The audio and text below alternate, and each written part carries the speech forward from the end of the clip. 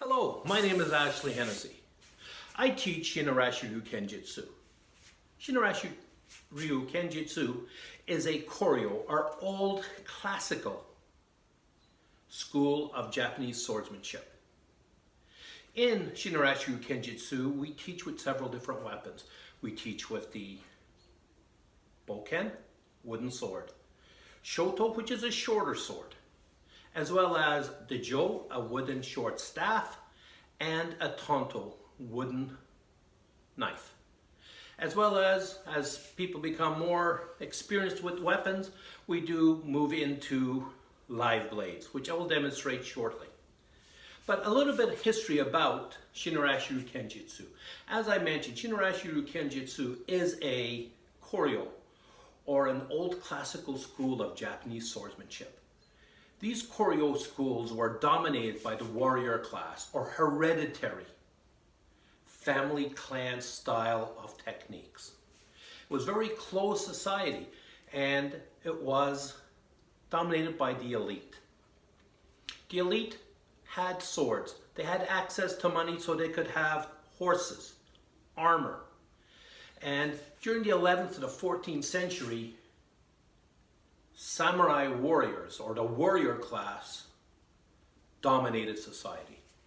As we got into late 14th century, more civilian warriors became dominant in the combative arts. And this led to a serious change in technique for the koryo, as well as the weaponry they used. Initially, the elite class, the warrior class, used one-handed swords because they were mounted, they were cavalry, and they would use the sword to slice. With the advent of the civilian warriors, and due to the sheer volume of them, they started to outnumber the warrior class. And the warrior class realized that they couldn't afford to supply horses and armor for everybody, but they could afford swords. So they changed the sword. They changed the sword from one-handed to two-handed, which we now know as a katana, and which becomes the traditional Japanese samurai sword. Not only did it change the sword and the way it was used, but also some of the skills that the civilian warriors brought to the table. The koryo school, the old techniques, started to change and evolve.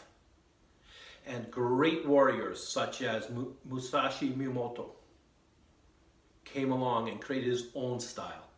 Two swords instead of one.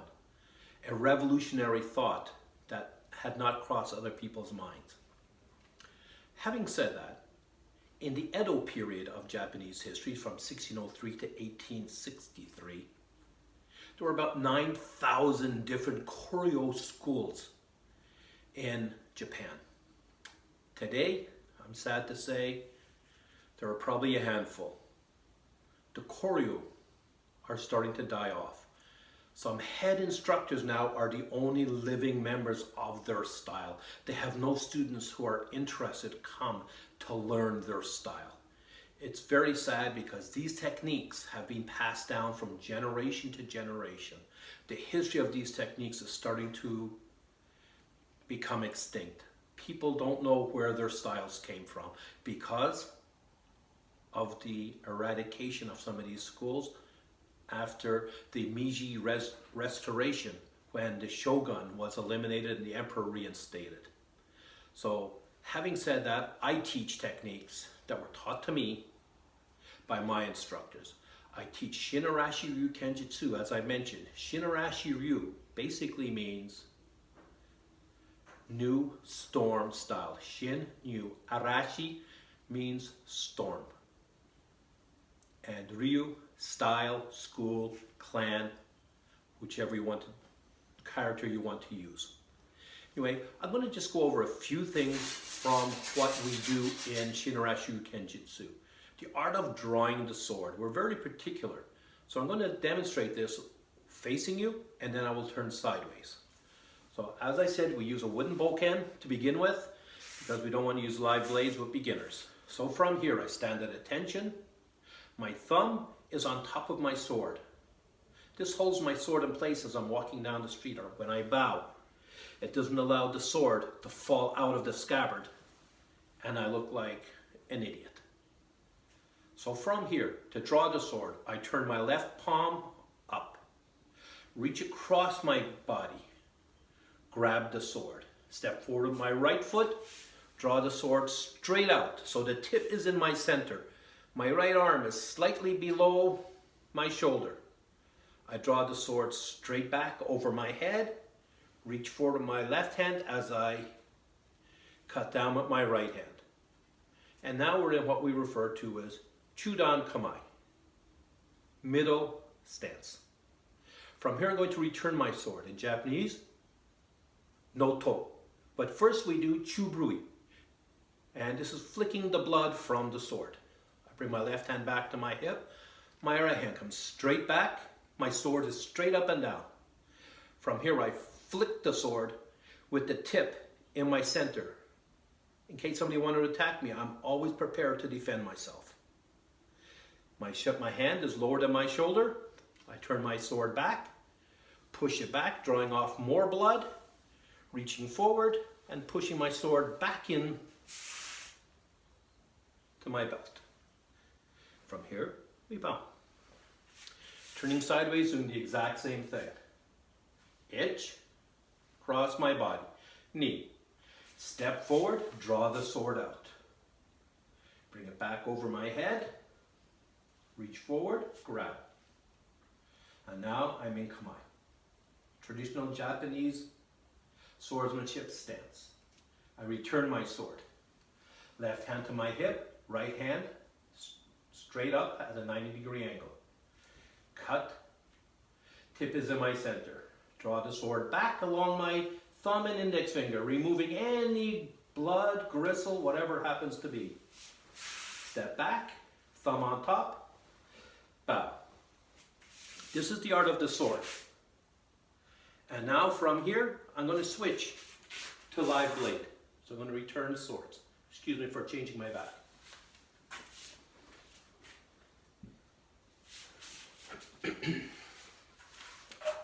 Live blade. Japanese katana, one of the most powerful weapons in the Japanese arsenal from the 11th century to late 1800s. So drawing the sword, as we just demonstrated with the wooden sword, is identical, except a whole lot more focus goes on because this blade, as they say on Forged in Fire, will kill. So standing at attention, I turn my hand, reach across my body. This time I push with my thumb to help draw the sword. Step out, reach forward, the tip is in my center. Draw the sword back and above my head and down. And now I have traditional Chudan Kamae. From here I'm going to return my sword, no to. Raise up. Now my hand comes to my scabbard, the very end of it, or the saya. I cut to flick off any blood. Turn my blade, reach back, draw my sword back. Bring it forward, reach in, forward, in, back, and again my thumb comes on top of the tsuba. And I bow. From the side. From here. Itch, knee. Watch the thumb. The thumb presses against the tsuba to assist in drawing. Bring the sword back and around, forward. And now I'm ready to attack or defend. I return the sword, no to. Here, raise my sword straight up. Cut to flick off any blood. Tip is in my center, preventing anybody from attacking me. Turn the blade, draw the sword back, remove any blood or gristle, tuck it in, and as we do, here we start to twist the sword so it slides gently into the scabbard. Hands come to my side, thumb on top of the tsuba, I bow. The art of drawing the sword. Hope you're enjoying this. Now I'm going to go over a very quick cutting technique. I'm going to switch back to the bokken. Excuse me for turning my back.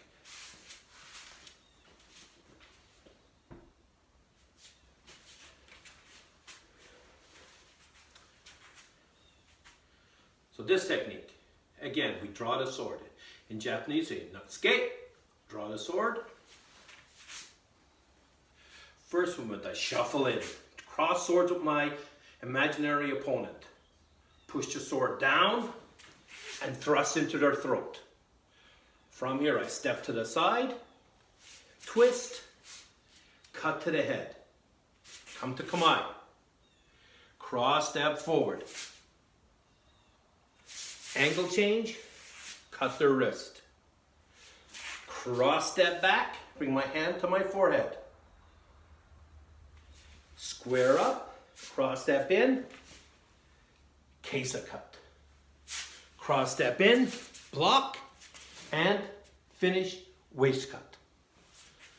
Come back where we were. No toe. Perform churui. Draw the sword back, tuck it in, step back, bow. Again, my name is Ashley Hennessy.